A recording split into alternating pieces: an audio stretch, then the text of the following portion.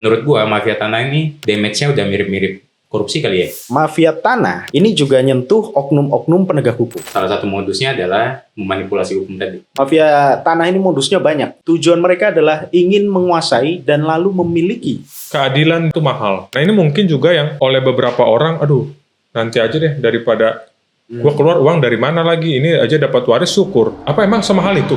Sebenarnya sertifikat elektronik ini salah satu cara untuk membasmi mafia tanah itu, Chan. Kayaknya kita butuh satu undang-undang khusus yang mengatur terkait dengan mafia tanah. Jadi jelas gitu loh. Penegak hukum harus ketika mereka melakukan satu pelanggaran, ditemukannya pelanggaran kejahatan tertentu, ditindak tegas. Apalagi dari oknum-oknum penegak hukum. Mau itu di tingkat kepolisian, mau itu di tingkat pengadilan dan lain sebagainya, harus ditindak tegas. Kalau dalam kita jual beli aset nih misalnya, kapan sih kita membutuhkan jasa notaris? Atau perlu nggak kita jasa? Bisa nggak kita sendiri? Banyak juga masyarakat tuh kadang beli kucing dalam karung ya. Beli-beli aja udah. Nah itu ya kadang kita juga repot nih sebagai notaris PPAT nih. Nah itu yang menjadi muncullah mafia tanah juga tuh yang kayak gitu-gitu. Ketika lu beli sesuatu tapi lu nggak tahu barangnya apa. Mafia tanah, kalau kita jumping langsung ke pengadilan, ini kan untuk diuji nih, batu uji. Kalau ada 2 sertifikat kan, si A sama si B, mana yang terlebih dahulu? Maka kalau menariknya tadi dari Dasung adalah bagaimana proses sertifikat ini terbit. Kalau kekosongan hukum ya menurut gua itu kayaknya nggak juga. Di Indonesia ini apa sih yang nggak ada hukumnya gitu sebenarnya? Iya. Semuanya ada hukumnya. Ini kan soal penegakannya kan dan soal implementasinya dalam praktiknya.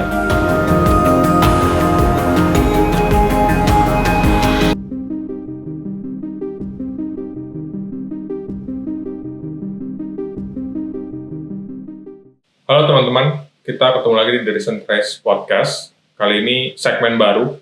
Saya ngundang 2 teman saya, senior juga di kampus. Kita kuliah di Bandung. Nuh dan saya manggil Bang Dasung. Bang Dasung ini notaris dan PPAT di kantor notaris Daniel Sungono, SMKN di Kabupaten Mempawah, Kalimantan. Dan Nuh Imantaka, partner dan pendiri dari Aldaka Law Office di Jakarta. Thank you bro, thank you bang. Ya, sama-sama Chan. Thank you. Kita tuh, ini segmen baru, jadi gue pengen jauh lebih santai sama kita ngobrolin ya yang emang kita alami di profesi. Yang pertama bang, ini sama kalau gue nanya ke senior-senior kita yang udah senior itu di podcast, gue pengen tanya dulu kenapa waktu itu setelah SMA mau kuliah bang. Nanti kemudian juga dilanjutkan kenapa akhirnya dari kuliah hukum lulus kemudian jadi lawyer dan jadi notaris. Dari lu dulu aja bang. Kalau gua memang dari dulu emang anaknya suka berdebat, Chat. Oke. Di SMA suka berdebat, tapi bukan sama lu ya. Dulu ya. Suka diskusi, suka berdebat dan sebagainya. Nah, kemudian di Kalimantan kan? Iya. Ya, kemudian abang gua bilang, "Ntar lu coba deh ambil hukum aja gitu." Ya. Sebenarnya dulu kan orang tua memang pengennya dokter. Ya. Dokter, terus gua nggak mau tuh. Ujung-ujung akuntan aja lah gitu kan. Nah, gua mau ujung-ujung hukum. Nah, gua ikutin hukum ini, ya, seru juga. Ya. Tapi sebenarnya tujuan gua ngambil hukum ini kan sebenarnya pengen dilitigasi, Cat, sebenarnya. Gue pengen lah jadi jaksa, pengen banget jadi hakim waktu itu, lawyer juga. Waktu gitu kan. SMA nih ya? Waktu SMA, kepikiran gue pas S1 juga gitu tuh, pas sarjana hukum di Unpar gitu juga tuh. Pikir apa gue, ya intinya hakim gitu-gitu lah kan. Rupanya orang tua gak setuju nih, kalau gue ngambil yang gitu-gitulah. Kira-kira kenapa tuh? Mungkin ya pikiran orang tua gue kali ya yang, udahlah lu notaris aja gitu, lebih tenang gitu kan, lebih aman gitu katanya kan. Lebih cuanable. Kalau kaya sih relatif lah ya, relatif. Cuman ya itulah, akhirnya yang penting gue dihukum, gue coba lah ambil notaris. Ternyata pas gue berkecimpung di notaris juga, yang gak aman-aman juga sih, sama aja sebenarnya. Itulah dunia hukum. Tapi gue mencoba untuk menikmati dan mencintailah profesi ini. Nah itu maksud gue. Tapi sampai saat ini gue masih kepikiran apa gue jadi hakim. Nah itu masih. Apa gue jadi hakim aja, apa gue jadi jaksa. Masih kepikiran tuh sampai sekarang. Kan gini bang, yang kita tahu kan kalau kita udah pengen sesuatu nih, udah lama pengen sesuatu, tiba-tiba digeser, itu kan dari pihak eksternal lagi, katakan orang tua lah. Pengennya lu jadi notaris saja. Gimana lu shiftingnya gitu sampai akhirnya ya udah kuliah MKN jadi dulu notaris? Gue pernah pas lagi kuliah MKN, gue itu ikut tes Capkim. Gue lulus administrasi. Kemudian gue pastikan lagi ke orang tua gue, Pak, gue ini ya aku mau jadi hakim ya, ini aku udah lulus nih administrasi. Jangan katanya gitu kan. Lu tahu gue Cat, kalau orang tua nggak ngerestui ya gue ya udahlah, gue takut kan nanti kenapa-napa gitu kan. Jadinya ya udahlah gue lanjutin aja notaris. Jadi tapi kenapa lo mau jadi hakim? Karena apa ya? Karena suka aja kali ya gue ya. Seru gitu. Lo kan mood court ya dulu ya? Iya, karena gue mood court. Satu gue mood court, terus seru aja gitu kayaknya. Kalau lo gimana? Kenapa gua ngambil kuliah hukum gitu ya? Kalau nggak salah SMA di Kalimantan juga? Oh no. Gue SMA di Surabaya. Surabaya. Jadi kalau cita-cita, gue tuh niatnya maunya jadi dokter bro. Jadi gue maintain nilai mata. Iya serius. Jadi dari SD, enggak lah, dari SMP tuh gue maintain nilai matematika dan IPA gue. Itu berubah ketika waktu gue liburan SMP mau ke SMA. Iya. Jadi adik ipar nyokap gue adalah lawyer di Kalimantan Timur, di Samarinda. Nah, dia kasih tunjuk pekerjaan dia. Nah dari situ gue ngeliat ini sesuatu yang keren. Jadi alasan kuat untuk kuliah hukum itu bukan yang wah kayak gimana ya, enggak. Kayak keren aja gitu. Ini keren. Kerennya kenapa tuh? Gimana ya? Ya masa kecil kita kan dihiasi dengan film-film anime ya, Detektif Conan dan lain sebagainya gitu loh. Dan itu ternyata di dunia nyata itu ada. Wah ini sesuatu yang keren. Dan akhirnya terus sampai harus tentukan mau kuliah apa. Konsisten di situ adalah kuliah hukum. Di situ.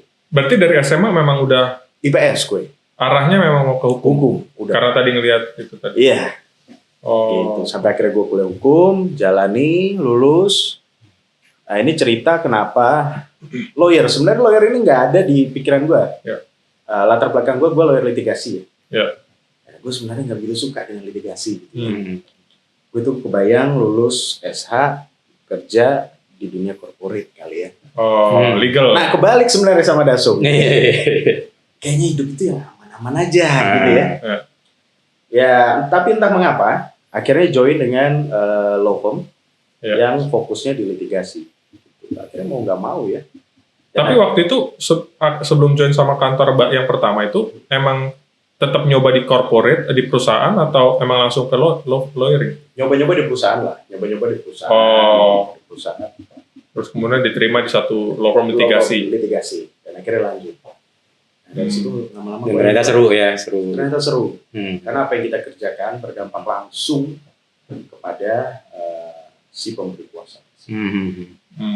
Ya, itu juga yang gua rasain tuh. Iya. Itulah serunya. Tapi gua ada penasaran satu ya, kan ada mungkin ini pemikiran zaman dulu ya, bahwa ada kalau dari Tionghoa, itu kan apakah benar nggak yang dikatakan bahwa sangat menghindari hukum? Iya, salah satunya ya itu mungkin alasan orang tua gue kenapa gue nggak lu jangan jadi hakim deh, lu jangan muka minyak babi kayak lu susah deh, kayak gitu kan. Lu muka minyak babi kayak lu udahlah yang normal-normal aja gitu. Ya udahlah kalau lu mau hukum oke. Ya, sebenarnya orang tua gue pengen gue dokter banget waktu itu. Jadi gue pernah waktu itu masuk IPA cuma sehari, Cat. Iya, jadi gue dari kelas 1 SMA ke kelas 2 itu gue cobain IPA sehari, habis itu kepala gue pusing, gue langsung pindah IPS. Dulu IPS? Gue emang gak suka. Lu IPA, Cat? IPA. Pokoknya gitu lah ya. Jelek banget gue. Gue aja nyesel masuk IPA. Jadi mungkin gara-gara itu juga kan orang tua bilang, udah lah lu nyarinya yang aman aja, kita kan bukan yang nyari-nyari resiko yang gimana gitu.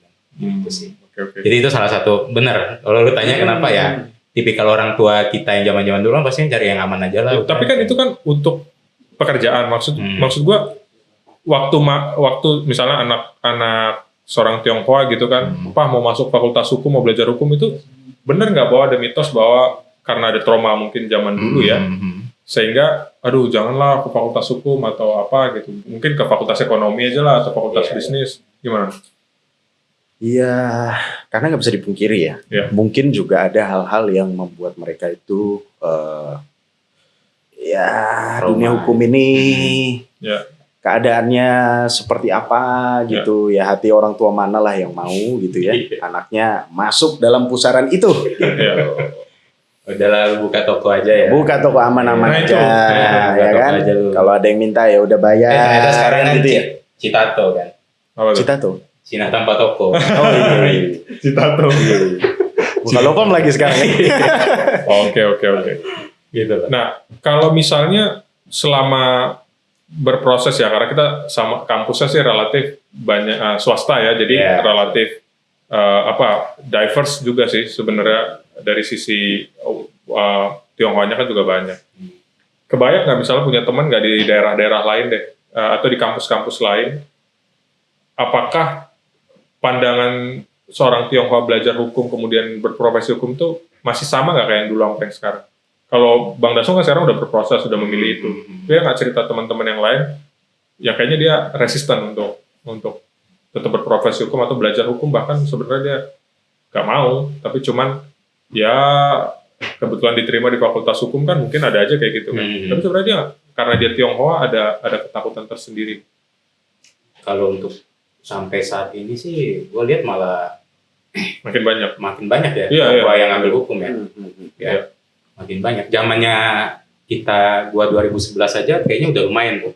Udah lumayan banyak. Ya. Meskipun yang dulu mungkin orang tuanya berprofesi hukum juga, misalnya orang tua lawyer, anaknya lawyer lagi. Orang tuanya notaris, anaknya notaris lagi. Mungkin kayak gitu. Tapi sekarang kalau gua lihat sih udah lumayan banyak yang ngambil hukum. Apalagi notaris ya. Notaris ya, itu dari dulu memang Tionghoa kayaknya banyak ya, betul. Tionghoa juga banyak tuh. Kalau di lawyer gimana? Sama lah, kurang sama. Ya karena teman-teman kita juga banyak sih ya sekarang dari Tionghoa kan yang karena nggak bisa dipungkiri ya, ini praktek ya, gitu ya. Kadang-kadang pengusaha Tionghoa lebih percaya sama Tionghoa lagi, dengan Tionghoa lagi, gitu ya.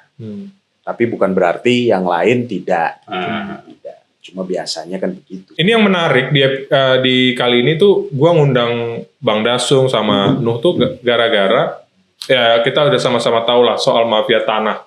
Gitu ya, udah banyak yang bahas juga dan kayaknya kita mungkin udah ya kesekian puluh orang atau ratusan orang udah ngebahas ini secara terbuka. Dan memang kan banyak kejadian.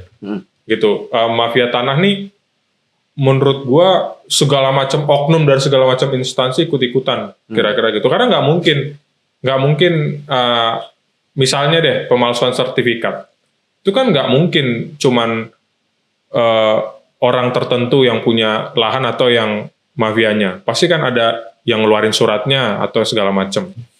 Kalau dari Bang Dasung dulu deh sebagai notaris ya, ngelihat landscape-nya atau ngelihat secara umum isu mafia tanah ini seperti apa sih di masyarakat? Nah, gini, sebenarnya mafia tanah itu persepsi orang-orang kan banyak nih. Gue pernah lah ya, gue tuh sering banget kalau misalkan ada proses pengukuran di lapangan segala macam, gue itu ikut turun. Biasanya gitu, gue ikut turun.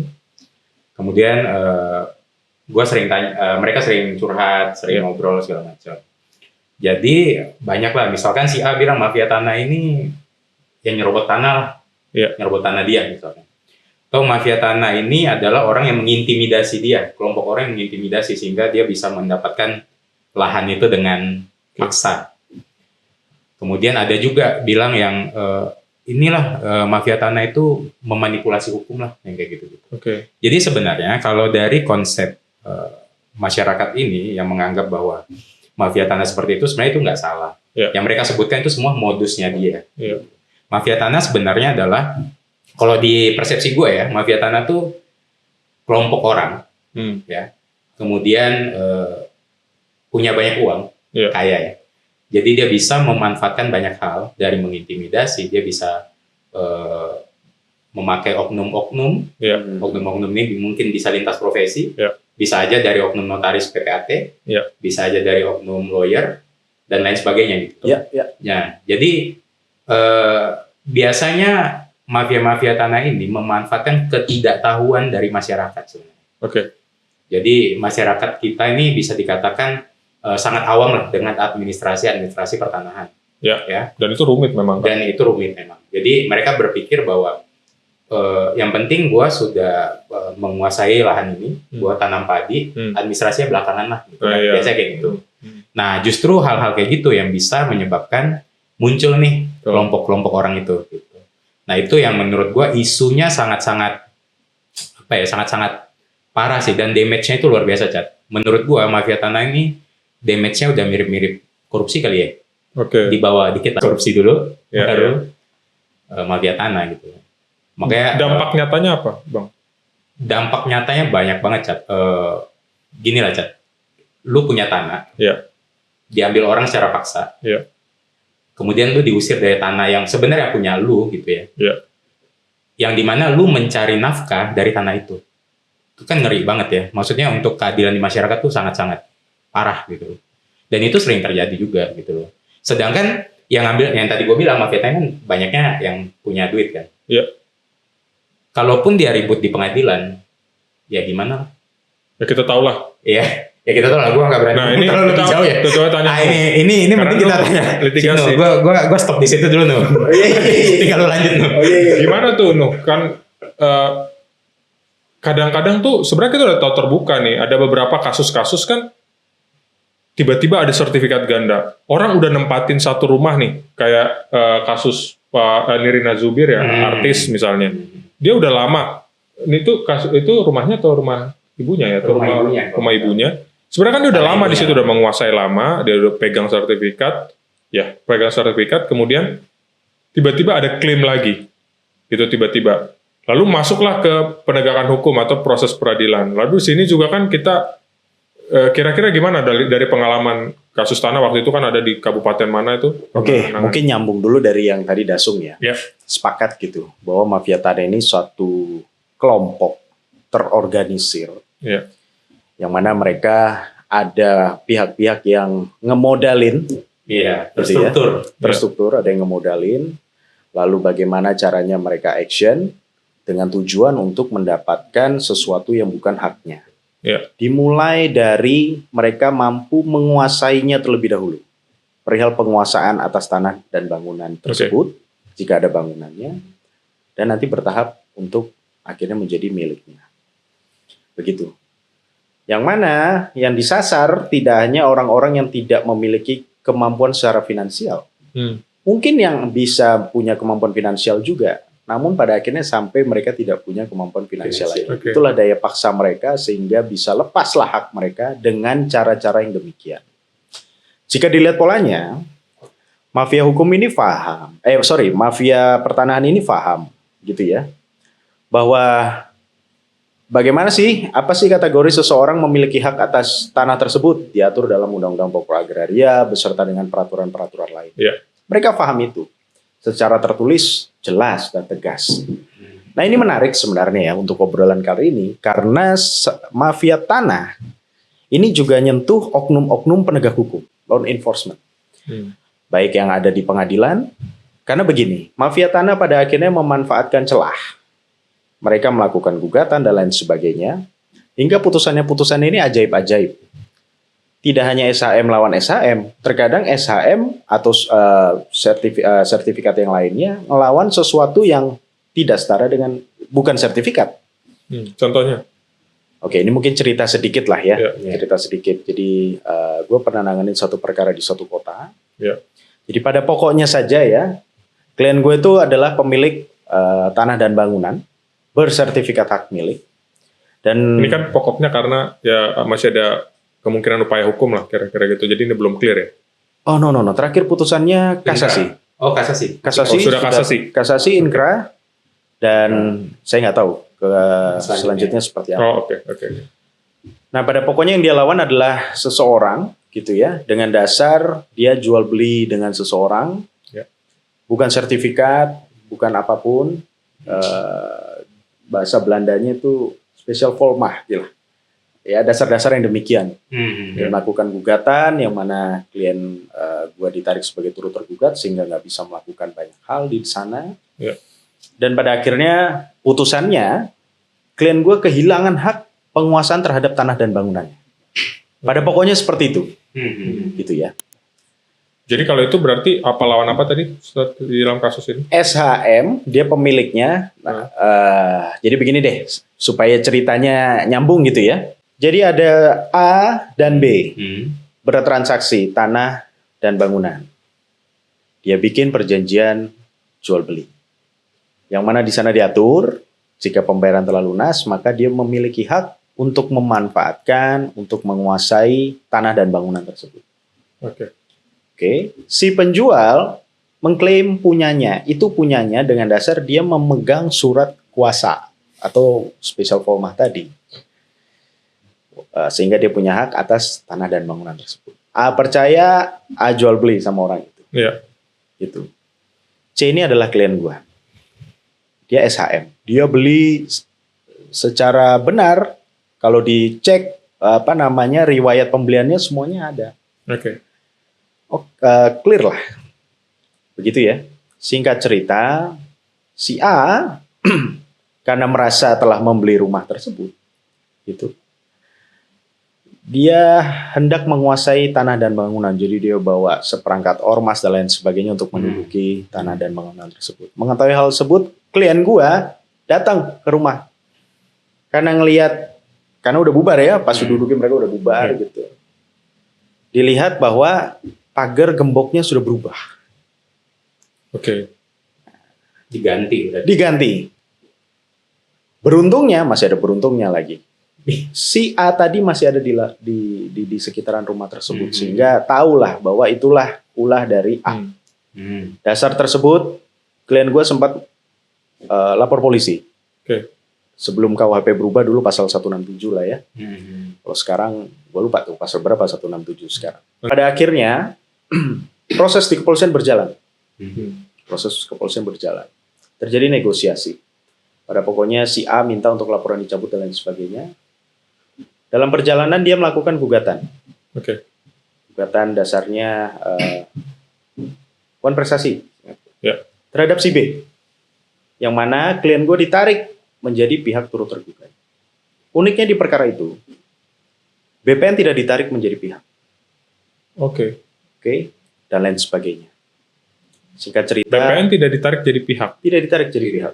Turut tergugat pun tidak. Kurang-kurang turut tergugat pun tidak. Oke. Ya tentu saat pembelaan kami, dalam jawaban kami dan lain sebagainya, kami menyampaikan itu semua, gitu kan, agar dipertimbangkan untuk menjadi gugatan yang kurang pihak. Eksepsi kami bisa diterima.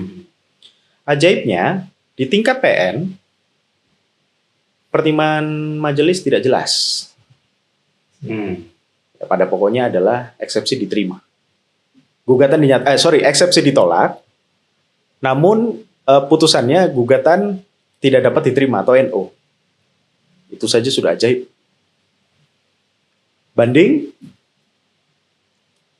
hakim banding memperkuat putusan dari pengadilan negeri. Bahkan dalam amar putusannya juga menyampaikan bahwa si A itu secara hukum sah, gitu ya, untuk menguasai tanah dan bangunan tersebut. Kasasi pun sama memperkuat. Sehingga klien gua secara jelas tidak mampu menguasai tanah dan bangunan tersebut. Nah, ini kan berpotensi dia juga akan kehilangan kepemilikannya di kemudian hari. Betul. Gitu. Nah, ini adalah satu cerita, salah satu ya, modusnya banyak. Mafia tanah ini modusnya banyak. Gitu. Banyak sekali. Tujuan mereka adalah ingin menguasai dan lalu memiliki tanah dan bangunan tersebut. Kalau kondisinya sudah ada kondisi mafia tanah tadi, kemudian karena misalnya tiba-tiba ada 2 sertifikat deh kepemilikan atau 2 sertifikat sebagai hak milik. Kemudian dalam gugatan, dalam proses persidangan atau peradilan ternyata ada keanehan-keanehan juga yang muncul dari para pihak merasakan seperti itu. Apakah bisa dimaksud bahwa itu mafia tanah plus mafia hukum gitu? Nah ini panjang ya pembahasan. Kalau mau sampai ke mafia hukum, Mungkin mafia hukum di part 2 tuh. wah mungkin ya. Tapi Panjang. paling nggak gambarannya lah. Kalau kan ini lawyer kan udah biasa berhadapan gituan juga. Jadi Ya nggak bisa dipungkiri ya. Putusan-putusan yang ajaib pun juga dikeluarkan oleh oknum-oknum yang disayangkannya dari penegakan hukum. ya, Padahal masyarakat kita tuh sangat butuh lah ya satu keputusan yang bisa melindungi hak dia sebagai pemilik yang sah. betul. Kalau afiliasinya terkait dengan mafia hukum mungkin terlalu lebar kalau kita bicara mafia hukum, oknum sajalah Ya. gitu ya, oknum-oknum yang tergiur akan uang dan mungkin jabatan. Ya, oknum tapi sekolam gitu kan. Mungkin. Ya makanya Cat. Jadi mafia tanah itu sebenarnya bisa dikatakan yang tadi kan salah satu modusnya adalah memanipulasi hukum tadi. Ya. Kemudian bisa dikatakan orang-orang yang terlibat di dalamnya adalah bukan orang-orang yang bodoh gitu, Ya. orang-orang yang pintar, yang paham hukum, paham celah. Jadi mungkin mereka adalah orang-orang yang bisa dikatakan lintas profesi yang tadi saya bilang, yang tadi gua bilang gitu. Dan ini kan mafia tanah ini kan ya mungkin juga bisa kita lihat dalam konteks yang lain juga, mafia hukum, mafia segala macam deh. Itu pasti selalu ada kekosongan misalnya. Kalau kekosongan hukum ya menurut gua itu kayaknya enggak juga. Di Indonesia ini apa sih yang enggak ada hukumnya gitu sebenarnya. Semuanya ada hukumnya. Ini kan soal penegakannya kan dan soal implementasinya dalam praktiknya. Nah, berarti kan mungkin bisa nggak diidentifikasi apa sih celahnya dalam praktik itu sehingga mafia ini bisa bekerja gitu, masih bisa subur gitu bekerjanya. Misalnya sertifikat ganda itu kan belum ada penegakan hukum. Nah, celahnya di mana? Apakah ada sistem administrasinya kah? Nah, ataukah sebenarnya ya terkait dengan sertifikat ganda itu kan biasanya ada sertifikat ganda, sertifikat yang terbit misalkan di tahun 2021. Ya. Kemudian ada lagi sertifikat di tempat yang sama, lokasi yang sama, itu tahun 2026 misalnya. Sebenarnya sudah ada aturan. Ya, sudah ada aturan di UPA atau PP 2497, kalau selama 5 tahun, sertifikat yang terbit dari tahun 2021 ini tidak ada gugatan, maka itu sudah dianggap kuat dan sah. Jadi ketika ada satu sertifikat lagi yang muncul, harusnya menurut logika gue ya, harusnya yang menang 2021 nih, bukan yang terbaru. Nah, tetapi barang ini kan kemudian masuk lagi ke pengadilan ya. Nah, balik lagi ke pembuktiannya kan. Apakah pada saat tahun 2021 perolehan ini diperoleh secara sah atau tidak? Nah, itu yang mungkin bisa menjadi alasan untuk pertimbangan di pengadilan mungkin ya. Jadi kadang kita tuh juga bingung ya, ini kan 2021 sudah ada nih, tanpa ada gugatan, maka kuat. Tiba-tiba muncul ya, 2026, 2027 di sertifikat double, triple gitu kan, masuk ke pengadilan. Yang menang bisa jadi yang 2026. Kenapa? Itu menjadi pertanyaan juga kan.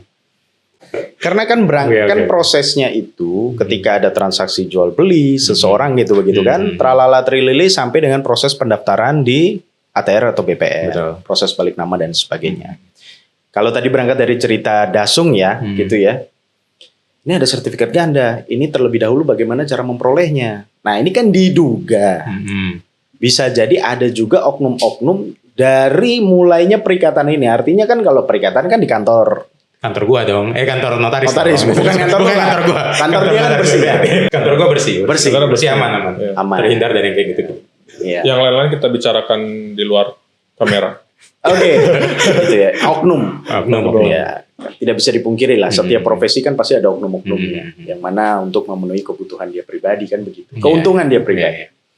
Nah ini menarik sebenarnya. Kalau bicara kita ini jadi takeover. Ini nih.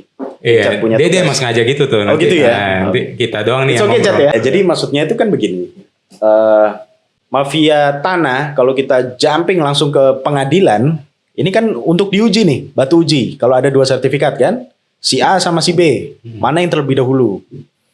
Nah, maka kalau menariknya tadi dari Dasung adalah bagaimana proses sertifikat ini terbit.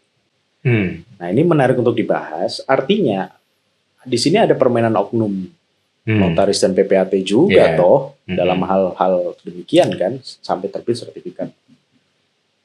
Itu. Nah itu berarti kan ada kemungkinan celah administrasi ya. Administrasi. Atau manajemen administrasinya lah. Iya. Administrasinya enggak. Kalau tadinya nanti kita juga bisa bicarakan Bang yang soal digitalisasi lah dalam konteks ini kan. Itu mungkin bisa mencegah salah satunya. Nah, kira-kira apa yang terbesar persoalan sehingga ini jadi subur gitu loh. Dan ini kejadiannya bukan hanya dari dulu, bukan hanya untuk orang yang tidak mampu loh. Iya. Pak Dino Patijalal, tadi Nirina Zubir, dan public figure malah ya. Public figure yang besar banget gitu. Nah itu gimana? Apa yang sebenarnya terjadi gitu? Oknum notaris yang pernah lu denger deh. Kalau gua sama Richard kan secara kita advokat lah. Secara bagaimana ketika ada perkara kita nangani dan lain sebagainya. Nah, kalau dari notaris lah. Yang pernah lu denger? Yang pernah gua denger ya, oknum notaris ini jadi gini. Salah satu sarana yang sering dipakai untuk mafia tanah ini biasanya itu kuasa menjual. Kuasa menjual. Kita ambil satu contoh kasus Mbak Nirina Zubir ini. Baik. Ya. Itu karena kuasa menjual, Chat. Oke, gimana tuh? Karena kuasa menjual. Bisa dijelasin dikit? Jadi waktu itu, ya ini gue baca singkat ya, tapi gue udah agak-agak lupa. Si Mbak Nirina Zubir ini kan punya ART. Ya. Orang terdekatnya lah ya. Kemudian orang tuanya Mbak Nirina ini minta tolong ke ART ini untuk proses jual beli dengan orang lain lah. Dan dia kasih kuasa menjual? Iya, nah intinya gitu. Tapi bukan ibunya yang kasih kuasa menjual, minta tolong diurusin dulu. Karena kan prosesnya panjang, Cat, untuk kita sampai tanda tangan akte jual beli kan. Nah ternyata dari ART-nya Mbak Nirina ini, dia ke oknum notaris. Membuat suatu kuasa menjual yang seolah-olah kuasa menjual itu ditandatangani oleh si ibunya Nirina. Ibunya Nirina Zubir. Atas dasar kuasa menjual itulah, si oknum ART ini balik nama ke atas nama dia. Padahal di situ Ibu Nirina tidak pernah menandatangani akte kuasa menjual itu. Nah, setelah terbalik nama ke atas nama ART ini, kemudian ART ini berarti udah atas nama si ART ini kan. ART ini menjual ke orang lain, pihak ketiga, dan menjaminkan ke bank. Jadi dari menjamin ke bank dia dapat uang kan. Dia jual ke orang juga dapat uang. Terus si ibu bertanya terus nih. Jadi si ART ini selalu berdalih bahwa ini lagi proses. Nah di situ ada kuasa menjual yang dibuat oleh salah satu oknum notaris. Makanya that's why di dalam akta notaris kami, akta PPAT itu selalu dikatakan hadir di hadapan saya notaris. Iya. Jadi notaris harus menjamin bahwa itu benar dia yang tanda tangan, identitasnya benar semua gitu, kita pastikan. Nah untuk kasusnya Mbak Nirina ini sebenarnya ini modusnya lebih ke pemalsuan dokumen. Ya. KTP juga ada pemalsuan. Seingat gue nih, KTP ada pemalsuan, surat kuasa ada pemalsuan dan sebagainya. Jadi itu bahkan nggak terkait dengan administrasi yang seharusnya sebenarnya itu memang dipalsukan dari awal. Sehingga ini jadi bisa jalan. Sebenarnya kantor pertanahan ya atau BPN dia juga kan nerima-nerima aja dong. Iya. Ini kan kuasa menjual sah, perolehannya sah. Betul. Dan BPN juga percaya dengan kami dong, mitranya kan notaris, ya kan? Gak mungkin dong, gue gak percaya sama lu PPAT lo kan, mitra kita. Ya, proses balik nama dan jadilah seperti itu. Kalau yang tadi berarti kan oknum notaris ya yang memungkinkan ada kuasa. Ya betul, oknum PPAT itu salah satu contohnya. Yaitu dari kasus Mbak Nirina yang gue baca ya. Iya. Kayak gitu sih, Cat. Nah jadi sebenarnya gini juga nih, masyarakat nih kadang nggak tahu juga, Cat. Kapan sih peralihan itu terjadi? Ya. Kapan masyarakat tuh kadang nggak tahu juga, Cat. Kapan peralihan itu terjadi? Mereka berpikir bahwa peralihan itu terjadi pada saat balik nama selesai. Sertifikat sudah atas nama Richard, misalnya dari gua nih, gua jual ke lu. Peralihan terjadi pada saat sertifikat itu udah atas nama lu. Padahal nggak seperti itu, Cat. Ketika kita berbicara terkait dengan peralihan hak atas tanah, itu kan ada penetapan dari pemerintah. Ya. Yang kedua adalah perbuatan hukum. Yang ketiga adalah peristiwa hukum. Kita bahas yang perbuatan hukum. Perbuatan hukum itu kan ada jual beli, ada hibah dan sebagainya. Nah, pada saat kita menandatangani akte jual beli, pada saat kita menandatangani akte hibah, pada saat itulah sebenarnya peralihan sudah terjadi. Administrasi yang menjadi atas nama lu ke BPN itu hanya administrasi saja. Jadi peralihannya udah di sini. Sama juga kita berbicara tentang peristiwa hukum. Peristiwa hukum berarti kita ngomongin waris nih. Kapan sih waris itu sudah jadi, ahli waris sudah jadi pemilik tanah misalkan. Pada saat ada yang meninggal, maka ada waris muncul. Mungkin dulu kalau di Unpar, ini spesial move-nya Pak Jaya. Pada sama Pak Jaya nggak sih hukum waris atau hukum perdata? Nah, kan dikatakan hukum waris itu ada asas, dia gini nih spesial move-nya. Le mort cécit le vif. Jadi itu terngiang-ngiang terus di gua. Jadi atau yang dikatakan hak saisin. Jadi pada peristiwa hukum itu hak dan kewajiban itu langsung ke ahli waris, Cat. Sebenarnya. Jadi bukan pada saat proses ini diadministrasikan ke BPN. Berarti saat meninggal. Nah, maka hak dan kewajiban harusnya sudah ke seketika ya. Seketika itu. Itulah asas. Tanpa pun ada pengurusan apapun dulu. Betul. Nah, kemudian barulah kita ke administrasinya, segala perpajakan dan sebagainya kan. Nah, jadi masyarakat itu kadang nih kesalahannya gini. Nih gue agak ngebelain notaris PPAT dulu nih. Jadi gini, pada saat kita tanda tangan akte jual beli kan semua pajak sudah terbayar, pengecekan beres, kemudian kita AJB. AJB selesai, proses balik nama, selesailah sertifikat di tahun 2021, let's say. Kemudian di tahun 2025, tiba-tiba ada gugatan terkait dengan sertifikat itu. Masyarakat tuh suka menyalahkan kami loh. Kok bisa ada gugatan sih katanya? Kan kita udah clean and clear gitu kan. Padahal menurut gua, kami melakukan pengecekan dan semuanya itu clean and clear-nya pada saat sebelum tanda tangan AJB, clean and clear, balik nama 2021 keluarlah sertifikat ini kan. Setelah itu udah selesai. Urusan siapa mau menggugat, itu urusan yang merasa dirugikan kan. Kalau dia merasa dirugikan, dia mau gugat silakan. Tinggal pembuktian di pengadilan dong. Kayak gitu kan. Nah ini kadang profesi kami, jabatan kami ini juga disalahkan nih. Kok gue bisa digugat? Makanya gue sering ngomong, Ibu, Bapak, kami tuh tidak bisa menjamin sertifikat Ibu tidak digugat gitu loh. Bisa jadi kan ada aja orang yang iseng menggugat gitu. Tinggal keputusan hakim. Tapi memungkinkan nggak waktu pengecekan itu ada kekeliruan? Sehingga gugatannya kemudian muncul. Kemudian kalau misalnya hasil pengecekan dari riwayat, Cat. Kalau ada sengketa, ada blokir, itu nggak bakal notaris jalankan, Cat. Itu pasti. Apa makanya kita harus clean and clear. Pengecekan biasanya ada blokir, ada sengketa, itu akan tercantum di dalam. Nah, makanya jadi kalau sudah seperti itu ya karena kami punya prinsip kehati-hatian, kami nggak berani dong menjalankan itu gitu. Karena kan kami preventif ya sifatnya. Jadi jangan sampai, cuma kalau ada masalah di kemudian hari, itu notarisnya jangan disalahkan karena kami cuma menjamin sampai di sini. Biasanya gimana penyelesaiannya gitu kalau ada klien tiba-tiba protes hanya gara-gara aku bilang, Bu, Bapak, saya tidak menjamin sampai ke sini loh, Pak. Yang penting kalau Ibu coba Ibu ke pengadilan, Ibu sama Bapak ke pengadilan deh, silakan gitu kan. Saya yakin bisa menang.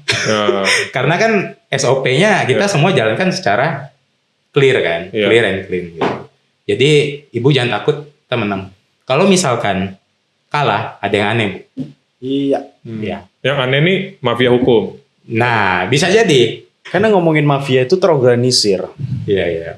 Gitu kan. Orang-orang pinter. Orang-orang pinter. Mereka udah punya pendana, mereka udah incar, mereka udah mengamatinya. Itu mungkin yang lebih ekstrim bisa jadi mungkin mereka meletakkan orang-orang di posisi-posisi strategis untuk memudahkan mereka melakukan hal-hal itu semua. Kalau kita ngomongin mafia hukum kan mafia tanah ini juga nggak ada beresnya Bang ya. Cuman gimana kita langkah preventif lah. Misalnya kita sekarang ada dua kondisi. Kita nih udah katakanlah mendapat waris dari orang tua, dari nenek kakek, bahkan mungkin ada aja yang kayak begitu. Tapi memang setelah tinggal 4 tahun, 5 tahun kita belum mikirin soal balik nama, soal apa. Masih nama orang tua segala macam. Ada nggak yang kemungkinan itu jadi dipersoalkan lagi? Atau kalau tiba-tiba ada persoalan, udah sekian tahun kita lakukan, lalu kita bisa ngapain? Mungkin nambahin tadi dari Dasung ya, memperjelas ya. Kalau case-nya waris gitu ya, maka segera urus administrasinya. agar ada kepastian hukum.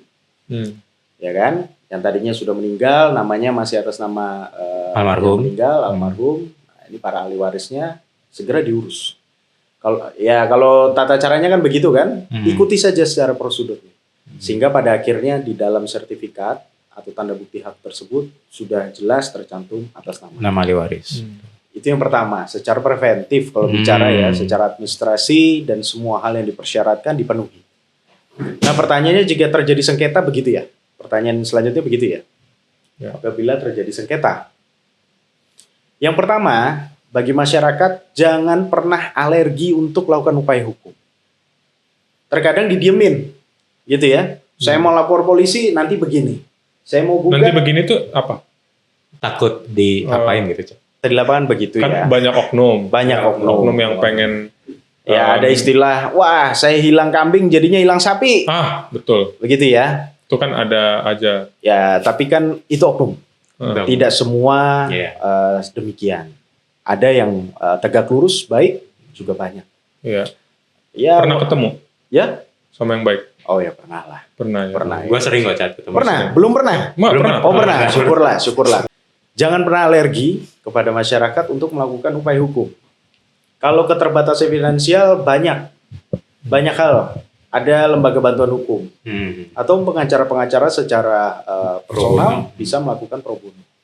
Sehingga jangan pernah alergi untuk melakukan upaya hukum. Karena dengan cara itulah sebenarnya itu fight terhadap mafia tanah dengan segala macam ceritanya. Jika dalam perjalanannya ditemukan oknum semisal kehakiman gitu ya, hakim yang memeriksa perkara diduga melakukan tindakan-tindakan yang anomali, maka di dalam perjalanannya bisa dilakukan upaya-upaya. Cuma ini semua bagaimana bisa terjadi kalau upaya hukum tidak dilakukan. Sehingga kalau ada sengketa di kemudian hari, kita topiknya kan bicara tentang mafia tanah. Gitu ya? Ya, mafia tanah ya. Mafia tanah. Maka lakukan upaya hukum. Tidak mungkin tidak. Apalagi sekarang kan lengkap perangkatnya pemerintah kan dalam rangka melindungi hak-hak pemilik gitu ya. Ada Satgas Mafia Tanah. Nah, ini menarik juga untuk kita bahas gitu mengenai peran dan lain sebagainya gitu. Tapi sebelum ke situ, betul sih memang urus administrasi untuk mencegah segala macam, walaupun ada persoalan ya kita upaya hukum. Masalahnya kan kita tuh atau ya kita sadarlah sebagai sarjana hukum itu jasa hukum atau proses hukum itu seolah-olah mahal kan? Iya. Apa istilahnya keadilan itu mahal, gitu. Bahkan untuk mengurus balik nama mereka udah kepikiran nih akan habis berapa. Nah ini mungkin juga yang oleh beberapa orang, aduh nanti aja deh daripada gua keluar uang dari mana lagi, ini aja dapat waris syukur. Iya. Suruh ngurus ini gimana, gitu. Apa emang sama hal itu? Kalau terkait dengan waris, Chat, peristiwa hukum ya, itu sebenarnya dia tidak perlu PPAT sih. Jadi cukup paling buat surat keterangan waris ya di notaris PPAT itu kalau yang Tionghoa. Kalau yang non Tionghoa biasanya di lurah desa. Gitu. Ya. Nah kemudian uruslah sendiri perpajakan di Dispenda atau bagian perpajakan Pemda dan langsung ke BPN gitu. Jadi cukup itu aja sih sebenarnya. Kalau dibilang mahal. Oh balik nama tuh cukup itu ya langsung ke BPN? Benar. Kalau untuk waris ya. Okay. Karena kalau jual beli beda lagi Cat. Karena jual beli kita butuh aktenya. Nah itu yang ngeluarin kan. itu yang ngeluarin gua. Maksudnya notaris PPAT. Kalau mahal relatif lah Cat. Oh relatif. Karena sebenarnya ini bukan soal mahalnya atau tidaknya. Karena kan profesionalisme juga. Cuman memang itu menjadi terbangun persepsi kan bahwa kalau misalnya kita mau jangan kan cuma ngurus sertifikat tanah deh atau ngurusin kita upaya hukum yang lain deh. Ada yang dikenal biaya-biaya tak terduga yang entah kemana harus disiapkan segala macam. Lu sebagai lawyer ngelihat ini gimana gitu? Karena ini kan yang tadi bisa menyuburkan mafia tanah juga. Kalau orang jadi skeptis ngurus upaya hukum kan, ya dia jadi aman. Dia punya uang, dia bisa lakukan upaya-upaya yang lain. Nah, ini posisinya kan jadi rumit gitu. Yang pertama ya, kan pertanyaannya terkait dengan biaya. Iya. Apalagi ada biaya-biaya di luar biaya resmi. Nah ini balik lagi sebenarnya, kalau misalnya si yang mau ngurus ini juga sepakat, ini yang menjadi masalah. Iya. Tegas saja, berani saja untuk bilang tidak gitu. Lakukan saja segala prosedur, berani capek lah. Karena nggak bisa dipungkiri, Richard maupun Dasung. Kadang-kadang ada keterbatasan soal waktu juga ya, sehingga mau prosesnya cepat, sehingga hal yang demikian itu jadinya normalisasi.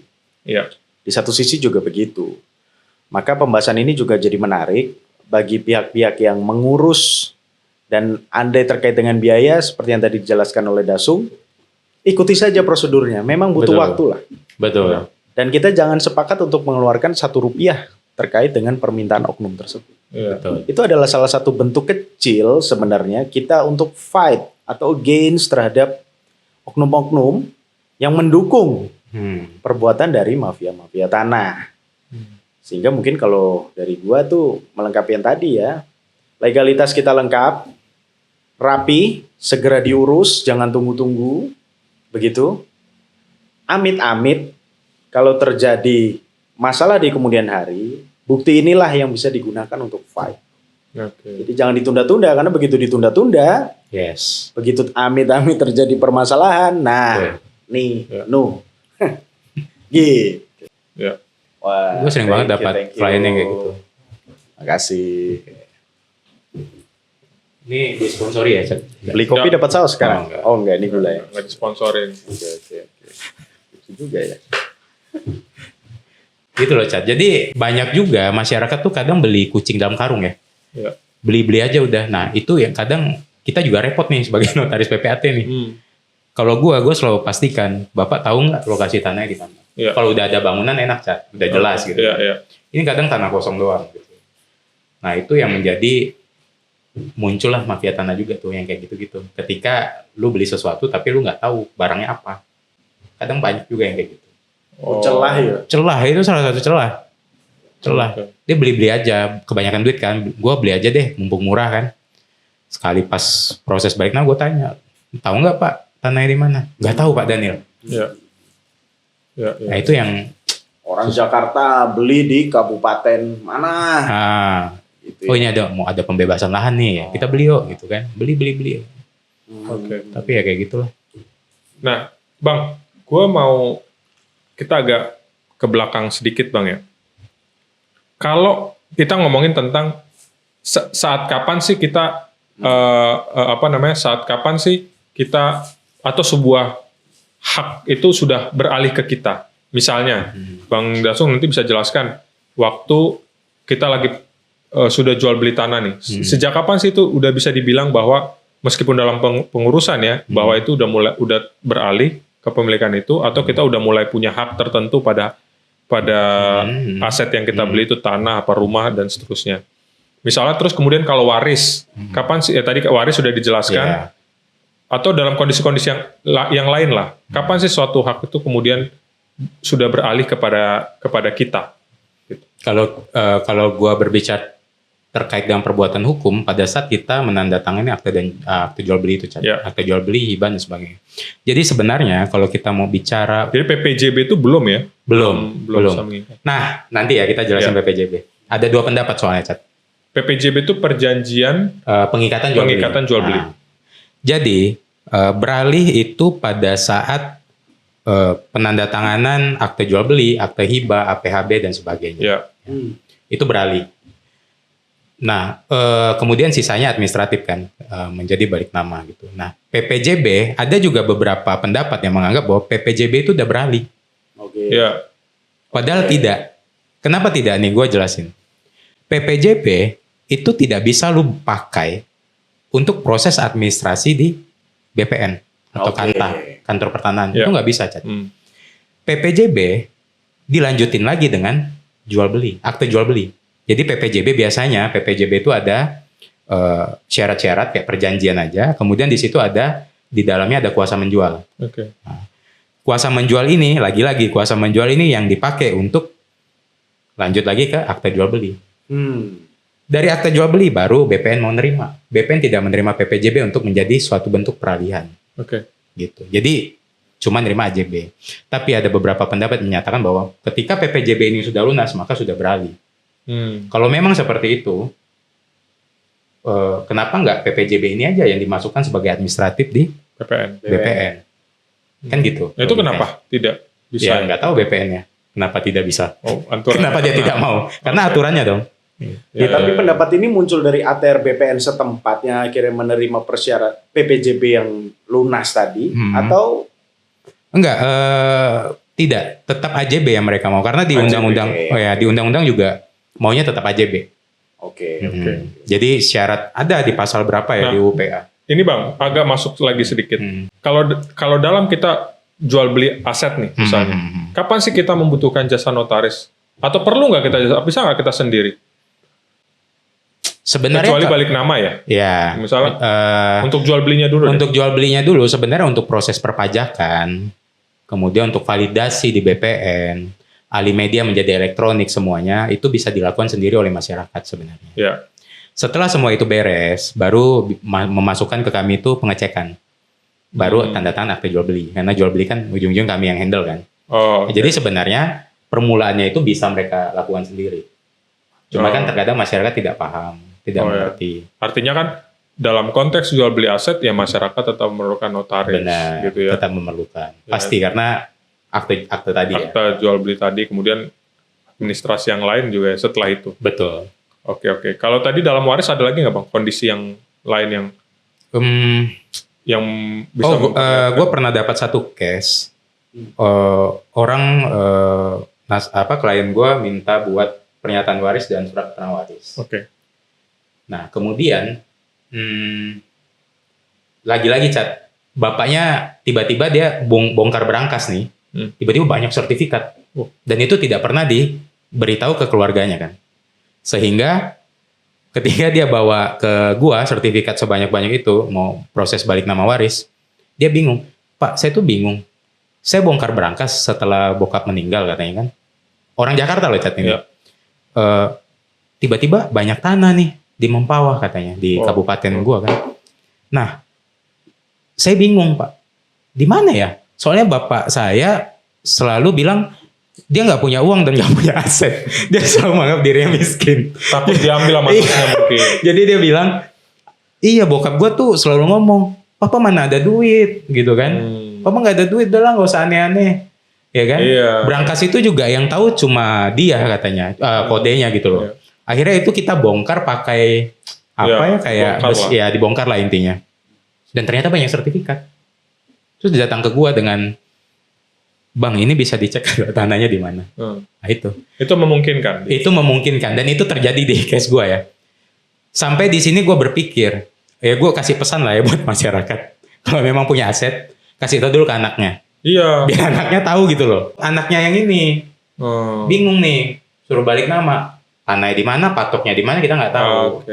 Gitu. Makanya aku bilang prosesnya cukup panjang. Jadi kita harus penataan batas dulu, kita minta tolong orang BPN lah untuk turun ukur mana batas-batasnya kan, baru kita bisa proses selanjutnya. Tapi itu memakan waktu yang cukup lama. Iya, karena memverifikasi dan lain-lain gitu loh, Chat. Oke. Dan sertifikat itu bukan salah satu bukti yang ini ya. Jadi kita kan menganut sistem publikasi negatif bertendensi positif ya, kalau nggak salah gue ya. Apa nih? Publikasi negatif. Jadi gini, bertendensi positif. Jadi kalau sertifikat kita itu Chat, udah terbit pun, kalau seandainya ada orang yang bisa membuktikan bahwa itu tidak sah, dia bisa menang itu. Jadi hak milik pun tidak serta-merta, itu lu aman gitu. Karena ada dengan cara apa memungkinkan orang mengatakan itu tidak sah, sertifikat yang sudah terbit? Dengan banyak cara, misalkan dia bilang, perolehannya nih, tanda tangan ahli warisnya nggak ada, misalkan. Nah, kan biasa ada aja kan, ahli waris dihilangin lah, jadi yang harusnya 5 jadi 3, 2-nya gugat, kayak gitu-gitu. Pembuktiannya sah nggak, gitu-gitu. Sepanjang bisa dibuktikan, makanya publikasi negatif bertendensi positif, kalau nggak salah ya. Kalau nggak salah, gue lupa juga nih. Sepanjang bisa dibuktikan oleh yang menggugat. Kan. Oke. Seperti itu sebenarnya. Jadi nggak mutlak-mutlak, gue udah punya sertifikat ini gitu. Oke.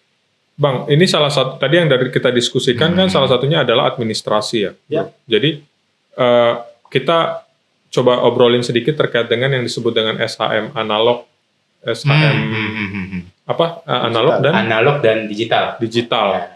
Apa? Analog itu yang buku hijau. Buku hijau yang kita tahu semua ya. Terus SHM digital yang ini nih. Kebetulan gue bawa dan kemarin hampir hilang nih di kabin. Jangan oknum juga itu. Makanya itu mafia kabin. Mafia kabin. Nah, jadi mungkin gue ini nggak lama lagi di hire jadi humasnya BPN nih kayaknya. Amin. Jadi kalau biasa ya orang-orang tua nih mikirnya gua sosialisasi ini susah banget loh, Chat. Ya. Susah banget. Karena orang-orang tua di sana menganggap bahwa sertifikat hijau itu adalah sertifikat. Ini bukan. Ini tuh apa, ini cuma satu lembar. Oh, jadi masyarakat. Iya, jadi kayak gua menjelaskan ya di daerah gue itu agak susah nih. Karena memang satu aja ya. Cuma satu lembar ya? Bolak-balik gitu. Oke. Nah, ini mah gampang dipalsuin gitu-gitu kan. Ya. Padahal gue pernah dapat case mafia tanah kan. Di situ sertifikat analognya, ya analog ya, kita bisa analog yang hijau, itu dibuat dan diterbitkan sama persis, Cat. Tahu nggak ketahuan palsunya dari mana? Ada nama gue di situ tahun 2012. Gue sudah menjadi notaris PPAT di tahun 2012. 2012. Sedangkan 2012 semester 3 ya? Iya, gue semester 3. Lu baru masuk kan? Iya, baru masuk. 2012 gue masih sibuk masakin lu nasi goreng. Dia kan dia sering ke kosan gue nih minta. Dia sering ke kosan gue nih minta nasi goreng nih. 2012 ya. Di situ gue udah jadi notaris senior, coy. Nanti mungkin bisa ditunjukin tuh. Wow. Bisa ditunjukin. Jadi itu adalah salah satu modusnya pemalsuan ya. Terus nama gue dicatut lagi. Dan itu kemungkinan kan baru setelah lu jadi notaris. Benar, baru 2025, Cat. Mencatat. 2026 malah, 2026 awal. Kemudian BPN, teman-teman BPN tahu dong gue kan. Ya. Telepon, Pak, Bapak dilantik tahun berapa? 2021. Ini ada loh, tahun 2012 Bapak sudah. Wah, notaris senior dong saya, gue bilang gitu kan. Nah gitu, padahal menurut gue, kalau celah jahat aja ya, lu mau elektronik maupun analog ya ada aja celahnya. Cuman sampai saat ini untuk elektronik gue belum nemu nih. Jadi kan ada kasus yang sertifikat gue itu ya, yang dipalsuin ya, sertifikat analog. Mencatut nama gue. 2012 gue udah jadi PPAT di situ. Padahal kan gue kan 2021 jadi PPAT. 2012 kan gue masih kuliah gitu. Masih kuliah S1 malah. Jadi itu udah kelihatan. Nah, sebenarnya sertifikat elektronik ini salah satu cara untuk membasmi mafia tanah itu, Chat. Ya, beberapa cara dari pemerintah sebenarnya ini sertifikat elektronik digitalisasi. Dia pakai sistem asimetris kriptografi, kemudian Satgas mafia tanah, kemudian PTSL, program PTSL. Program PTSL itu kan di desa-desa, jadi masyarakat itu yang selama ini menguasai tanah yang belum punya sertifikat bisa langsung proses di desa bawa ke BPN atau kantor pertanahan setempat gitu kan. Nah, itu salah satu ininya. Nah, menurut gua elektronik ini sangat-sangat secure sih. Boleh nggak sih gua buka ini? Boleh. Okay. Buka ya. Ini ada satu aplikasi Sentuh Tanahku. Nah, bisa ya? Itu bisa tahu lokasi tuh. Benar. Jadi gitu, sebenarnya kalau kita lihat, ini kan kayak uang itu loh, Cat, bisa diterawang. Terus ada logo BPN. Oh, ini ya? Ya, kertasnya juga beda. Boleh di. Ini ada ininya ya? Terus ada barcode juga? Ada barcode. Kalau kita scan barcode-nya, ini ada scan dokumen ya. Kita coba scan barcode. Ada yang muncul, Chat. Oke. Dia muncul kayak gitu. Kemudian di pojok kanan atas itu ada kode unik. Kode unik ini tidak ada ketika kita print. Jadi hanya ada ketika kita scan di Sentuh Tanahku. Kode unik ini untuk? Ya untuk sebagai secure itunya sertifikat ini. Gitu. Jadi ini ada edisi 1. Kalau ada hak tanggungan edisi 2, ada roya edisi 3, jadi terus seperti itu. Nah, bagaimana ketika nanti ada orang yang tidak menyerahkan semuanya? Dia bilang kan, saya nggak pernah dijaminkan kok Pak, dia bilang kan, padahal itu lagi dijaminkan di bank. Dia kasihlah edisi 1. kita scan nanti ada keterangan Chat. Ini bukan edisi terakhir. Jadi ada keterangan ini bukan edisi terakhir. Itu keterangan di HP aplikasi. Di aplikasi Sentuh Tanahku nih. Nah kemudian di sini juga sudah ada petanya. Jadi langsung ke lokasi Chat. Sebenarnya ini sangat langsung Gmaps. Iya. Langsung tahu tuh lokasinya. Tuh gede juga tanahnya Dasun. Langsung satelit. Langsung dari satelit gitu loh. Langsung ke detect. Okay. Kemudian ada lagi orang takut nih. Ini dari klien ya. Nanti di capture Pak, diperbanyak gimana? Sekarang kita capture ya. Kalau di capture dia akan hitam seperti ini, Chat. Ya, nggak bisa. Nggak bisa dia. Nggak bisa. Gitu. Jadi sebenarnya. Kalau di foto gini Bang, dari HP lagi? Tapi kan jadi kelihatan foto. Oh, kan editing itu kan udah jago-jago sekarang. Nah, kemudian di sini juga ada keterangan nih. Jadi lengkap sebenarnya di dalam HP ini. Cuma terkadang memang edukasi untuk ke orang-orang tua ya. Atau baby boomers tentu. Ya, itu agak rumit. Nah, apakah yang sekarang ini masih pakai sertifikat analog harus udah otomatis ke sini? Sudah otomatis di sini, Chat. Nih, gua ada satu ya, misalnya kayak gini. Karena dia langsung terkoneksi dengan NIK. Gua ada contoh nih sertifikatku. Nah, ini ada keterangan EEAE kan. A ini analog. E ini elektronik. Kita klik yang analog. Nah, sudah ada semua, riwayatnya juga sudah di sini. Cuma medianya aja belum jadi kayak gini. Itu tadi masukin apa? Kode. Nomor KTP. Nomor sertifikat. Nomor bisa. sertifikat. Bang, kalau misalnya kondisinya adalah dia sudah beli dari orang lain, masih sertifikat hijau, tapi belum atas nama dia, tapi udah ditinggalin sama dia nih. Keluar nggak di situ nanti? Keterangan. Belum terbalik nama ke atas nama. Belum. Nggak keluar. Jadi emang NIK pembeli itu harus langsung terkoneksi dengan BPN, maka muncul di sini. Gitu sih. Kalau Oke. Itu sih. Jadi menurut gua ini aman. Cukup baik lah untuk penanganan mafia tanah. Karena semua udah terkoordinir di situ ya digital. Dan gua belum nemu atau ya intinya tadi gua bilang Chat, orang mau berbuat jahat ada aja idenya kan.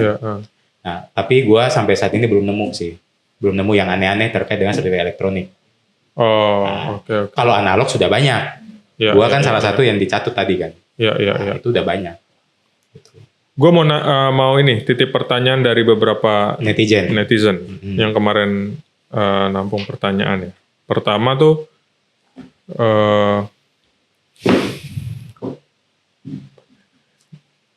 dalam konflik pertanahan khususnya sertifikat ganda, apakah hal tersebut disebabkan adanya kelemahan administrasi pada BPN atau pada faktor lain? Ini kayaknya tadi udah kita bahas, coba mungkin sedikit bisa dibahas oleh Nuh sama Bang Das. Apakah ada hal lain selain adanya kelemahan administrasi yang kita tadi bahas? Untuk sertifikat ganda. Sebenarnya yang tadi udah dijelaskan sama Dasung ya. Jadi tugas ATR BPN menerbitkan sertifikat kan berdasarkan permohonan ya. Gitu. Nah, pertanyaannya apakah terjadi kesalahan atau tidak? Ini menarik untuk kita bahas lebih lanjut mengenai prinsip kehati-hatian ATR BPN dalam mengeluarkan suatu produk. Memang kalau dijelaskan oleh Daniel Sungkono tadi, karena ada mitra ya dengan notaris, sehingga dianggap notaris ini perbantuan dari ATR atau BPN terkait pengecekannya. Nah, kalau pertanyaannya memungkinkan atau tidak ada kesalahan, ya mungkin saja. Nah, ini untuk menarik dibahas mengenai kita mengevaluasi mengenai prinsip kehati-hatian dari ATR BPN itu sendiri. Bisa saja terjadi. Dan lagi juga ya tadi yang kita bahas seperti pembahasan kita, mafia tanah ada aja caranya kan. Iya. Sebenarnya gini Chat, BPN kantor pertanahan itu ujung tombaknya kan kami nih PPAT. Iya. Kalau PPAT-nya sudah tidak menjalankan SOP dengan baik, ya itu juga bakal kacau di administrasi pertanahannya gitu. Banyak tuh yang kayak gitu. Banyak harusnya. Banyak ya. Gua tidak. Itu oknum-oknum tadi. Oknum. Jadi sebenarnya kantor pertanahan atau BPN juga tidak bisa disalahkan langsung. wah bahwa dia nggak hati-hati nggak. Ya. Karena ujung tombak mereka ya kami. Dan menurut gue juga masyarakat sendiri juga mulai perlu meningkatkan kesadaran hukumnya juga ya. Artinya bahwa dia tahu hak dan kewajiban. Nah, kalau aturannya begini ya dijalankan. Sejauh dia menjalankan aturan kan agak susah dia diganggu juga gitu ya. Nah, kalau misalkan masyarakat tuh bertanya, PPAT yang saya percaya, misalkan saya datang ke PPAT, syaratnya ribet Pak. Ya. Saya disuruh ini, saya disuruh ini. Justru menurut gua kalau syaratnya ribet, itu adalah yang secure buat Anda. Kalau segala sesuatu bisa gampang, itu yang lu harus hati-hati. Mungkin akan aman. Lagi-lagi ya, aman hari ini belum tentu ke depannya aman. Sama kayak lawyer juga Bang. Kalau ada klien kan, karena dia pengen cepet-cepet tanda tangan surat kuasa sama penawaran jasa hukum kan, ini gampang Bu, nanti kita begini, tanda tangan selesai. Saya kenal ini itu gitu ya? Betul, saya kenal ini itu, saya udah pernah foto, padahal mungkin cuman lewat dia, lalu foto Pak gitu, nomornya Bu nggak punya. Ketemu sama ini, dia menjanjikan sesuatu. Sebenarnya itu kan juga bagian dari pelanggaran kode etik ya, dalam profesi kita. Jadi kalau rumit, memang secara aturan memang beberapa hal harus dilewati. Benar. Ya gitu. Jadi kalau terlalu mudah dijanjikan sesuatu, ya Anda juga harus tahu akibatnya. Potensinya adalah Anda dikerjain kira-kira gitu. Dan banyak klien-klien yang lawyer lari juga, oknum lawyer juga lari gitu. Nah ini yang sering kejadian sih. Makanya makanya gue tuh kadang ngasih syarat, kalau klien udah nggak mau, ya udahlah. Rezeki aja udah gitu. Iya. Bukan yang jadi bisa Pak, hilangin dong ahli warisnya, bisa. Nah itu. Padahal itu kan nggak boleh gitu. Jadi dua sisi lah ya. Di satu sisi masyarakat kalau ngomongin kata ribet, sebenarnya mungkin tidak ribet. Mereka yang ini aja. Ini dua sisi ya. Di satu sisi juga untuk edukasi juga ke masyarakat gitu ya. Nah ini satu kata M, malas. Jadi kita jangan bermalas-malas ria. Jadi sebenarnya ribet itu mungkin tidak ada. Iya. Malas saja untuk melengkapi segala persyaratan yang ada. Betul. Itu ya. Jadi dua sisi juga lah. Jadi masyarakat yang peduli akan harta bendanya, tanah dan bangunannya juga harus punya effort atau usaha yang ada lah. Gitu. Bisa nggak kita bilang karena Aldaka Law Office ini kliennya banyak di daerah. Ini kan banyak klien-klien di daerah.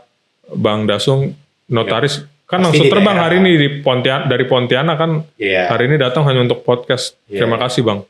Gitu kan. Jadi terima kasih doang nih. Terima kasih sama kopi. Bisa nggak dibilang bahwa kejadian di daerah ini jauh lebih banyak daripada di kota besar?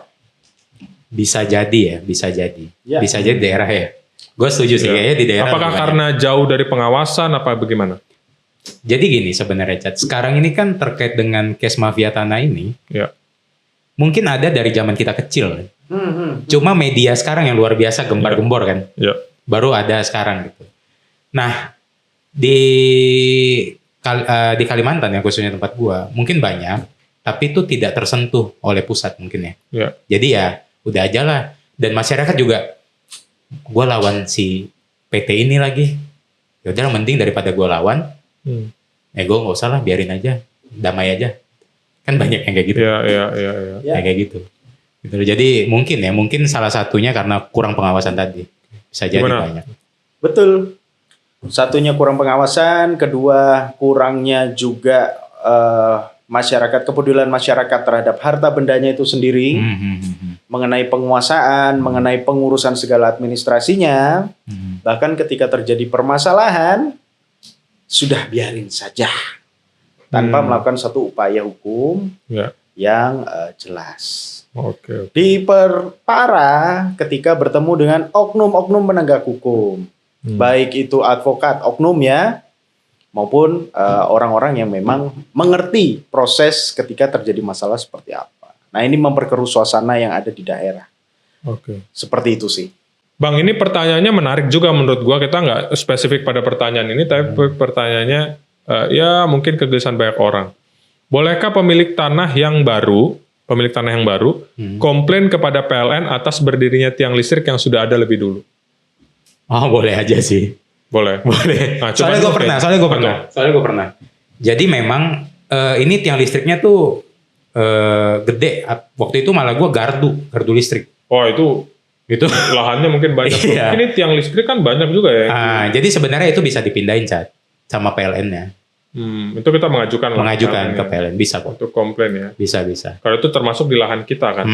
Bisa kok di depan. Bisa nggak itu karena untuk kepentingan publik? Bisa aja. Jadi gini Chat. Jadi kalau tanah itu biasanya kita ada jalur GSB-nya ya, yang dari jalan harus berapa meter dari sepadan ya kan.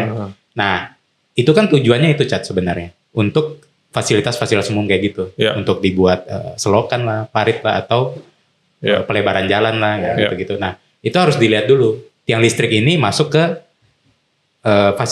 daerah yang menjadi fasum atau tidak. Kalau menjadi fasum ya nggak bisa kita komplain.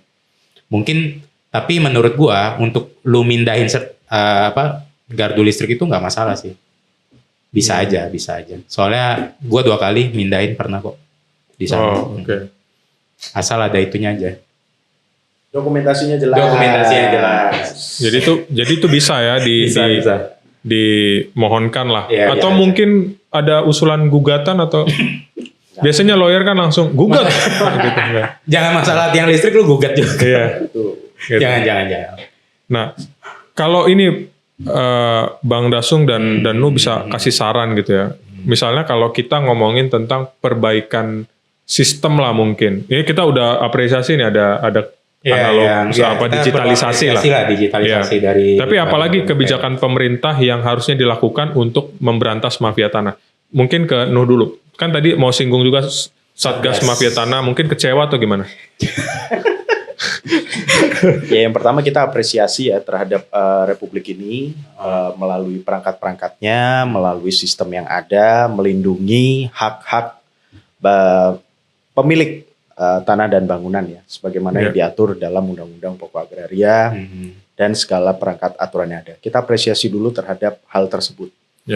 Terkait dengan mafia tanah, pemerintah pun juga udah punya Satgas Mafia Tanah, gitu ya, dan lain sebagainya. Nah, ini kan solusi ya, bagaimana hal-hal ini atau mungkin sedikit kritik dan masukan, bagaimana mafia tanah ini bisa kita tekan habis. Yang pertama, gak bisa dipungkiri adalah kualitas dari pemangku-pemangku kebijakan tersebut. Satgasnya berarti. Dari Satgasnya, karena tugas Satgas apa saja sih, gitu ya. Satgas ini kan ketika ada laporan, dia melihat riwayat dan lain sebagainya, ketika itu bisa dijadikan bukti, apabila terjadi sengketa kan bisa dilampirkan. Gitu ya, jadi membantu, karena di dalam Satgas itu kan berbagai macam institusi, sehingga informasi yang bisa diterima tentu jauh lebih lengkap. Nah itu terkait dengan perangkat-perangkat yang dimiliki oleh pemerintah. Nah selanjutnya adalah, nah ini ujung tombaknya, ketika terjadi persengketaan, entah itu sertifikat ganda yang akan diuji dalam pengadilan, maupun yang tadi sempat di awal diceritakan, ketika ada sengketa sertifikat lawan dasar hukum yang tidak jelas demikian itu, nah ujung tombaknya adalah di penegakan hukum. Nah ini juga harus karena begini loh, nggak main-main guys. Ini cerita sedikit saja ya. Perjuangan, ini mungkin agak sedikit melebar kemana-mana gitu. Bagi gue pribadi ya, oknum-oknum yang bermain-main soal tanah ini, sesungguhnya dia pengkhianat bangsa. Kenapa demikian? Kenapa demikian? Enggak, ini supaya masuk bahwa harus ada satu upaya yang tegas dan jelas. Bahwa oknum-oknum yang bermain seperti ini harus dihukum yang berat. Bayangkan perjuangan dulu pejuang-pejuang kemerdekaan ya, tanah kita diduduki oleh seseorang, oleh penjajah, dan kita rebut kembali. Nah sekarang secara tidak langsung dalam tanda petik kita dijajah oleh bangsa kita sendiri, oknum-oknum mafia tanah ini, gitu loh. Orang-orang yang tidak memiliki hak ingin memiliki, menduduki tanah itu secara ilegal dengan yang tadi kita bahas di awal, manipulasi terhadap hukum dan lain sebagainya, dengan seperangkat aturan yang terlibat di dalamnya, gitu loh. Maka ketika ditemukan adanya oknum-oknum ini ya, khususnya penegak hukum, ini harus diberantas dan dihukum yang berat, supaya menimbulkan efek jerah, gitu loh. Kalau tidak, tapi bukan berarti dengan hal-hal yang kita sebutkan dalam obrolan hari ini, ya kita pesimis dan tidak melakukan apapun. Sekali lagi, jangan alergi ketika menjadi korban. Diduga ya menjadi korban adanya perbuatan mafia tanah. Jangan alergi untuk melakukan upaya hukum. Saya akan lawan gitu ya. Lawan, karena itulah cara kita untuk against dengan mafia-mafia tanah. Dari situlah sistem ini akan terus diperbaiki. Gitu loh. Jadi kalau dari gue sih begitu ya, Cat. Dari pemerintahnya, orang-orang yang mendudukinya itu harus kompetensinya harus diperbaiki. Penegak hukum harus ketika mereka melakukan satu pelanggaran, ditemukannya pelanggaran kejahatan tertentu, ditindak tegas. Apalagi dari oknum-oknum penegak hukum. Mau itu di tingkat kepolisian, mau itu di tingkat pengadilan dan lain sebagainya. Gitu loh. Harus ditindak tegas. Betul. Karena mereka-mereka ini ya itu tadi bahasa saya dalam tanda kutip pengkhianat bangsa. Betul. Luar biasa loh. Perjuangan untuk merebut kembali tanah ini dan lain sebagainya. Alasan kenapa mereka harus dihukum berat juga karena mereka seringkali menindas yang lebih lemah, yang tidak punya uang, yang tidak mampu ya, masyarakat yang tidak mampu, dan itu kan mereka boro-boro. Jadi mereka memanfaatkan keadaan ketidaktahuan dan ketidakmampuan secara sumber daya untuk menindas gitu kan, dengan menguasai tanah orang secara ilegal dan seterusnya. Karena dia tahu ada celahnya yang tidak pernah disertifikatkan atau apa, lalu dia tarik gitu ya. Ini Jadi sebenarnya Cat, kalau kita bilang mafia tanah ini, biasanya mereka tuh dijerat dengan pasal-pasal pidana aja. Makanya gue sangat mungkin ini sedikit masukan buat legislatif ya. Kayaknya kita butuh satu undang-undang khusus yang mengatur terkait dengan mafia tanah. Gitu loh. Jadi jelas gitu loh. Jangan mafia tanah modusnya pemalsuan dokumen, diambilnya pidana terkait dengan pemalsuan dokumen gitu kan. Modusnya misalnya manipulasi hukum dan apa yang kaitannya ini penggelapan lah apa gitu kan. Maksud gua akan lebih baik kita punya undang-undang khusus terkait dengan mafia tanah ini. Jadi jelas gitu hukumannya apa, ada pidana masukin aja, ada administrasi masukin aja, denda atau apa kan masukin aja udah gitu. Nah itu salah satu saran ya menurut gua ya, salah satu saran. Meskipun itu kalau gua pribadi ya agak sulit kayaknya, seperti kita mau undang-undang perampasan aset itu loh. Karena takut dirampas asetnya. Ini mafia tanah, kita nggak tahu ya. Karena kan yang kita dengar itu kan, ini udah terbuka, informasi terbuka di media-media sosial. Di media sosial semua. Udah terbuka bahwa mafia tanah itu udah di segala macam institusi lini itu udah mempengaruhi gitu. Jadi ini ngeri, bahkan petinggi-petinggi instansi bisa jadi bagian dari mafia tanah kan, untuk oknum-oknum tadi ya. Gitu. Udah berapa banyak oknum kita sebutkan di sini. Nah, sebanyak itulah sebenarnya mafianya.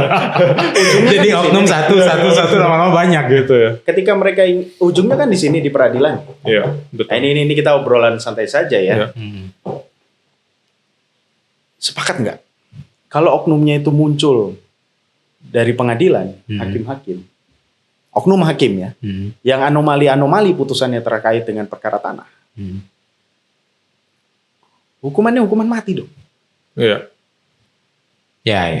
Kalau di sini kita mampetin efek jera di sini, kan ujungnya di sini nih. Muncul satu putusan ini mereka action nih mafia tanah. Ini efek jera yang luar biasa nih. Mau di sininya kayak gimana, di sininya benar, mau gimana? Dan kalau dari gue sih usulannya adalah, kalau tadi kan itu kan puncaknya ya, ditahan di situ jadi efek jera. Kalau menurut gue juga perlu ada pengawasan yang paling ketat, reformasi mungkin di Kementerian Agraria atau BPN, di seluruh kantor pertanahan gitu, untuk mereka menunjukkan keseriusan bahwa menjaga aset-aset masyarakat gitu dengan kerja yang transparan ya, termasuk ini pengembangan digitalisasi. Mungkin digitalisasinya dalam hal yang lain dan banyak hal lagi yang bisa dilakukan. Gitu. Jadi itu yang mungkin bisa. Soalnya semua sekarang kalau digital ini semua tercatat sih, riwayatnya semua jelas. Itu jauh lebih ya, digitalisasi lah, intervensi teknologi yang gue selalu bilang tuh, dengan kekacauan sistem hukum kita ini, kita tuh rumit kan ngelihatnya mana yang adil, mana yang tidak adil. Mungkin perlu ada intervensi luar, itu teknologi untuk menekankan transparansi, menekankan by data gitu kan, pengambilan kebijakan hukum tuh by data dan seterusnya, putusan pengadilan dapat dibaca, diakses dengan mudah. Sehingga akses pada keadilan masyarakat itu jadi kuat. Yes, betul. Gitu. Iya. Terakhir, Bang Dasung sama Nuh, gue pengen tahu di tengah-tengah kesibukan jadi notaris, jadi lawyer, kan kadang-kadang kan kita kalau profesi ini kan kadang-kadang mikirin diri sendiri juga kurang, apalagi yang berkeluarga juga mungkin waktu dan seterusnya. Apa hal sederhana yang lo lakukan untuk releasing stress di tengah-tengah kesibukan? Apa aja boleh? Gua olahraga kali ya boy. Lo olahraga ya? Gue olahraga. Wah, kira puji Tuhan. Akhirnya dia olahraga. Karena gue nggak bisa masakin lu nasi goreng lagi. Lo anaknya udah satu kan, Iya, banyak satu. cewek ya. Dan itu menurut gue sih memang harus ada supporting system juga di keliling. Jadi gue kan Senin sampai Jumat kan terkadang gue di Mempawah ya, di Kabupaten Mempawah. Sabtu Minggu kadang gue baru balik dengan istri kan. Nah di Mempawah ini yang selama seminggu ini ya gue isi waktu gue ya olahraga lah. Iya dan emang perlu kita kan nyelesain masalah orang kan. Iya capek. Nah kadang-kadang masalah kita sendiri nggak selesai. Iya benar. Jadi itu mungkin butuh supporting system. Kalau lo gimana? Olahraga, Olahraga juga. Olahraga, ya. Bermusik sih, kalau gue bermusik ya. Oh ya dari dia ahli musik. Kalau gue sih bermusik. Main apa? Gue pelayanan, gue main instrumen gue drum di gereja. Gamelan. Gamelan menarik juga, cuma nggak ada temennya so. Gitu. Itu sih releasing stress. Ya. Kalau lu apa Chat? Gue kerja lagi. Nulis kali ya nulis. Kan lu emang suka nulis. Tapi udah jarang banget gue. Lu udah buat ini masih buat ini clipping. paling nih podcast nih. Clipping gitu, clipping. Enggak clipping. Udah enggak lagi ya. Gue dulu clipping koran tulisan-tulisan guru besar kayak gitu ya. Tapi sekarang udah enggak. Terus Chat, gua sangat apresiasi lu. Iya, gua sangat apresiasi lu buat kayak gini. Kemarin banyak profesor yang lu undang juga kan, gua dengerin gitu. Iya. Gue lupa gue udah subscribe atau belum, gue lupa deh pokoknya, tapi gue dengerin lah intinya. Kurang ajar. Gue sih belum. Gue jujur aja gue belum. Channel apa ini? Channel apa ini? Terus gue mau tanya Chat, tujuan lu nih buat podcast kayak gini tuh? Ini yang pengen gue tanya sebenarnya. Gue tuh sebenarnya jauh lebih tertarik pada edukasi daripada praktik, jujur aja. Oke. Itu dari dulu mungkin lu paham lah. Iya. Sampai sekarang juga masih jadi nulis masih. Gue lebih seneng edukasi gitu. Kenapa edukasi? Karena sistem hukum kita udah rumit sekali. Udah ya gimana lah ini ya, udah kompleks sekali gitu. Persoalannya banyak banget. Sementara kita negara hukum ini secara konstitusional, secara hukum di Undang-Undang Dasar kita dibilang negara hukum. Berarti based on law kan. Kita rule by law gitu kan kira-kira. Pokoknya negara hukum yang hukum harusnya dihargai gitu. Gue percaya satu-satunya cara untuk mengubah ini jadi lebih baik, ya jadi lebih baik, nggak tentu jadi lebih sempurna, nggak jadi segera sempurna, tapi lebih baik adalah kesadaran hukum masyarakat kita harus diperbesar. Nah makanya gue undang orang-orang yang mau edukasi, supaya tahu nih, oh persoalan hukum pidana tuh ini, hukum pertanahan ini, ya seperti yang kayak gini gue excited sekali episode pertama ini. Kemudian ada hukum konstruksi, ada hukum perdata, dan seterusnya. Kita nanti ke depan kan udah rencana hukum perjanjian, segala macam kita take lagi. Apa nanti ke Pontianak boleh juga kalau kita diundang. Jadi menarik ya, menarik. Jadi sebenarnya gue tuh banyak juga orang-orang ya, dosen-dosen gue, narasumber yang bisa dijadikan narasumber. Ya, yang menarik terkait dengan dunia kenotariatan. Boleh dikenalin nanti. Korporasi lah, pertanahan juga. Boleh dikenalin. Ada yang lebih inilah. Waris, iya. Kayak gitu-gitu itu menarik. Boleh dikenalin, boleh nanti. Karena kita memang penting sekali edukasi. Seperti tadi Nu bilang, oknum memang banyak, tapi orang-orang yang baik di penegakan hukum juga banyak. Kejaksaan, kepolisian, kehakiman juga masih banyak, BPN dan sebagainya. Mungkin yang bisa kita undang, tapi apakah mau diundang apa tidak? Itu persoalannya nggak tahu. Kalau gue terbuka sekali di podcast untuk datang orang-orang hukum, karena memang podcast hukum kan, kita fokus pada hukum. Makanya dibilang hukum tapi yang bicara juga terkait dengan ekonomi segala macam. So sekali lagi terima kasih banyak bro sama Bang Dasung. Siap. Kesempatannya untuk diskusi-diskusi ngobrol. Gue juga jadi belajar banyak karena pertanahan kan emang spesifik. Biasanya notaris ya. Kita belajar banyak juga. Gue belajar banyak juga dari Nu dari pengalaman ngurusin kasus-kasus seperti ini. Oke. Sekali lagi terima kasih, sehat selalu bro. Bang. Thank you. Thank you. Sehat. Gitu teman-teman, diskusi saya dengan Bang Dasung, notaris PPAT di kantor notaris Daniel Sungono SHMKN di Kabupaten Mempawah, dan sahabat saya Nuh Imantaka the managing partner, founder di Aldaka Law Office di Jakarta. Kita ketemu lagi di episode selanjutnya. Bye-bye.